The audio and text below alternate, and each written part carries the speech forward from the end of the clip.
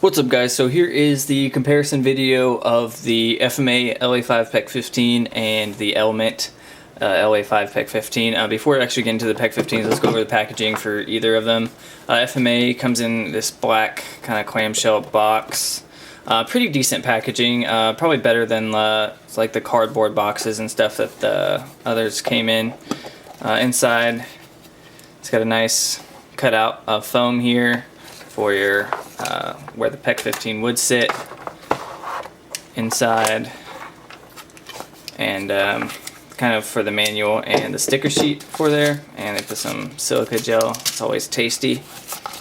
But yeah, pretty standard packaging, a lot better than the kind of the just standard cardboard box that the VFC PEQ-15 came in, so a little higher end there.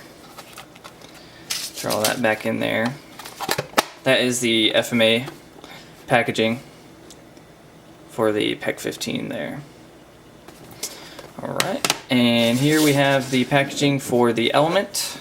A lot better, I think, in terms of kind of cool packaging goes for the LA-5 PEQ-15. It's kind of a dark earth clamshell case here.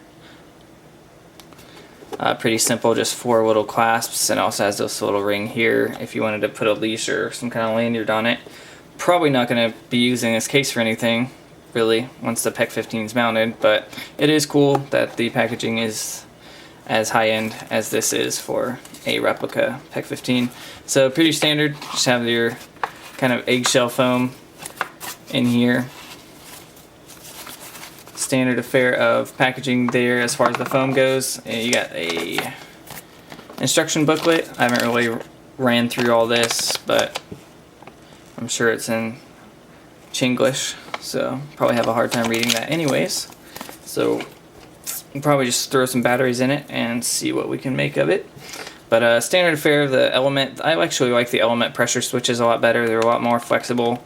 But I am running a dual switch, so I won't be using this one. And they did include an extra sticker sheet.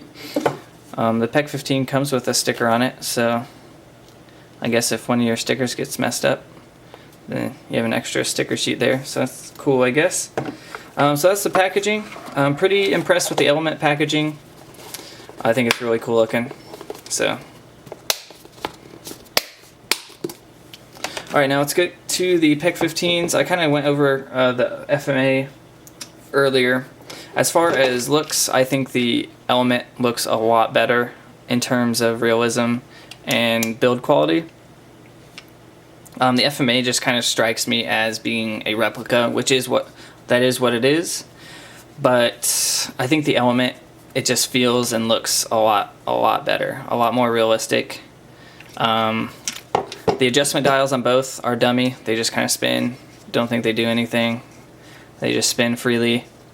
But the battery cap and the actual illuminator kind of cap here looks to be a better finish and actually feels like metal. Whereas on the FMA, you've got this kind of ugly off-white tan at the battery cap, and then just a standard plastic cap for the illuminator there. One thing that both of them did get right is the kind of translucent plastic for the kind of screw mounts here, as well as the mount for the rubber cover there. Got the translucent plastic that looks realistic. The mounts, pretty standard. One thing to note is my Element mount looks a little crooked. You can probably see that in the video there. I hope it mounts fine, but if not, I guess I'll try to fix it in some way. I'm not sure how you would fix it, because it looks like the metal was cast crooked itself. But definitely I think the Element feels a lot better. Both of them have this click, but this one feels a lot more responsive. So let's get some batteries in the Element and see how it works.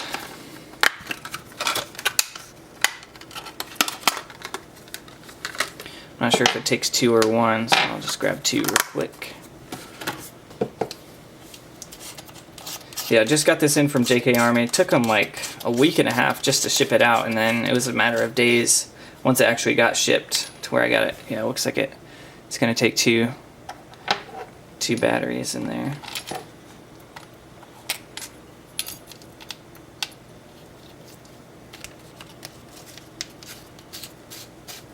And supposedly this one has an IR laser. There are 2 laser diodes in here. So I'm not sure on the functionality of that. But as you can see, there are definitely 2 lasers, whereas the FMA, pretty sure, yeah, there's just one actual laser diode in there. And then the other one's, the top one, it's just a dummy. There's nothing in there. Not sure if you can actually see in there, but it's just a dummy for that one. The illuminators, try to compare these two as well, look very similar. Alright, so let's go with the functionality of the element first. I kind of did a video on the FMA, so we're going to just focus on the element here. Let's see.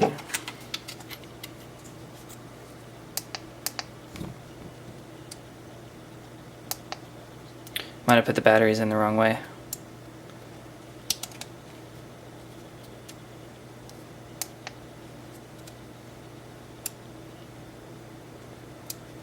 Alright, let's try the other way for the batteries.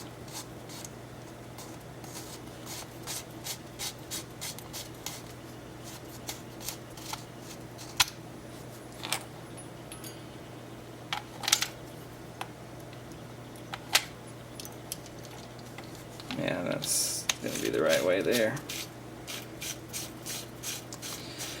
It's kind of weird. My VFC has always been facing the other direction, so. Alright. So that's going to be the illuminator there. Guess we can try to compare these both at the same time as far as the functions go.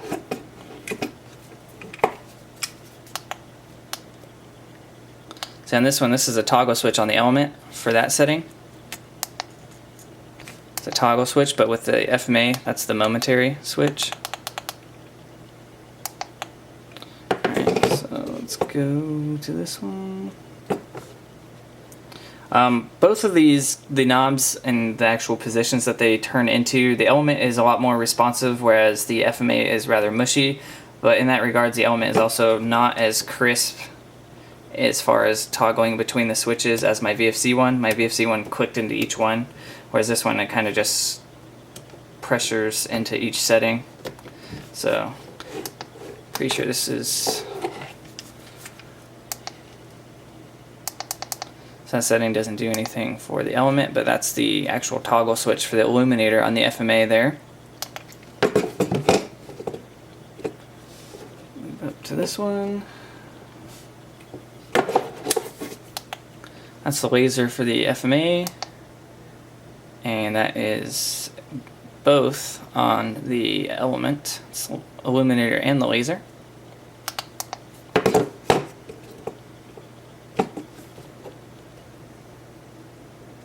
But yeah, these things don't even click into the direction that they're supposed to. So that's both the illuminator and the laser for the FMA, and that's just the laser for the element.